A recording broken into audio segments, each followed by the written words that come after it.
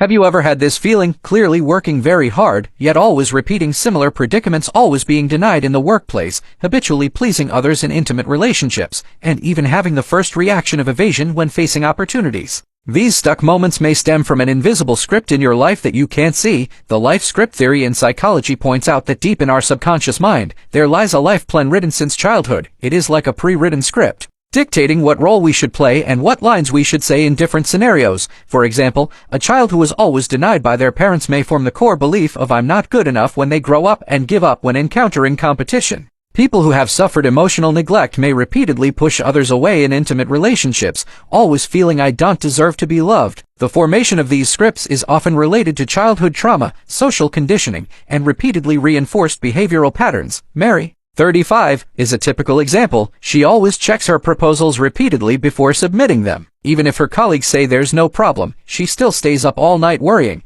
It wasn't until she went to counseling that she suddenly remembered that when she was 5 years old, she broke her mother's favorite vase, and instead of comfort, she was scolded, "Why are you so clumsy?" Since then, the cognition that making mistakes equals being denied has taken deep root in her heart. More hidden is the influence of social scripts. They are like pre-written life guides that regulate our behavioral patterns in different scenarios. For instance, the social script for dining in a restaurant includes a series of steps: entering, sitting down, looking at the menu, ordering, eating, paying the bill, and leaving. When the actual situation deviates from the script, people may feel confused and uneasy, just like 12-year-old Jerry, who encountered school bullying after transferring to a new school. When he sought help from his teacher, he only got the response, "Don't make a mountain out of a molehill." Since then, a warning line seems to have been installed in his world. He always walks close to the wall, dare not look others in the eyes, and even has to repeatedly confirm the clerk's tone when buying a cup of milk tea. This core belief that the world is full of dangers is like an invisible glass cover, trapping him in a shell of self-protection.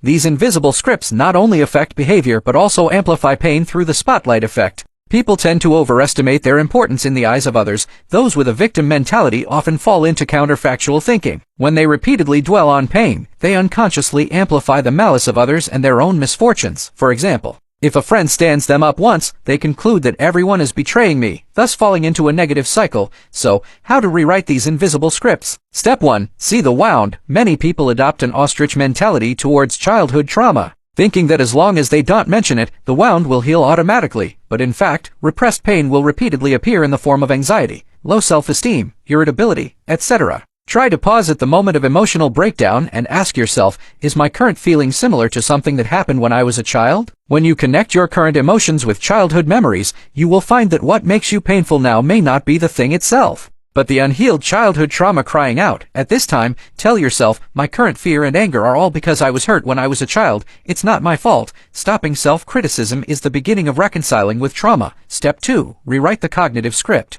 When we were children, due to limited cognitive abilities, we often had distorted interpretations of events. For example, if parents neglect companionship because of busy work, the child will think they don't love me. If they are bullied by classmates and get no response after telling the teacher, they will feel I don't deserve to be protected. The key to reconstructing cognition is to reinterpret the past from the rational perspective of an adult. When you realize that your parents' busyness may be due to life pressure rather than not loving you, and the teacher's negligence may be due to work oversight rather than denying your value, those deeply rooted negative cognitions will begin to loosen. Step 3. Use subconscious mindfulness practice. This can help us break the autopilot state of the brain under the default mode and activate the task-positive network, the rational decision-making area. Specifically, mindfulness reshapes the subconscious through 3 steps. Awareness. Observe your thoughts, emotions, and physical reactions like a camera. For example, notice that your heart beats faster and your palms sweat when criticized. Acceptance. Allow these reactions to exist without judging right or wrong. For example, tell yourself, it's normal for me to feel anxious at the moment. Transformation. Through continuous practice, transform the habitual negative reactions into conscious choices. For example, replace "I can't do it" with "I can try." Finally, we can use redemptive narrative to rewrite the life script. In this kind of narrative, there is usually a bad beginning, and the protagonist will encounter various difficulties. But with continuous efforts and exploration, they will constantly get out of these difficulties, and the past entanglements may suddenly become clear. Take KK as an example. She was originally a girl who trusted her friends and loved deeply and devoted herself wholeheartedly, but one day, she found that her boyfriend of several years had cheated on her, and the other person was actually her best friend. Her core belief completely changed to no one in the world is trustworthy. But if she could adopt a redemptive narrative, she might find that although she encountered betrayal, she still has the ability to build new trusting relationships. The pain in the past has even made her clearer about what she wants. The invisible script of life is not a fixed destiny, but a draft that can be rewritten when you start to be aware, reconstruct, and take action. Those subtexts that once trapped you will eventually become a compass guiding you towards freedom.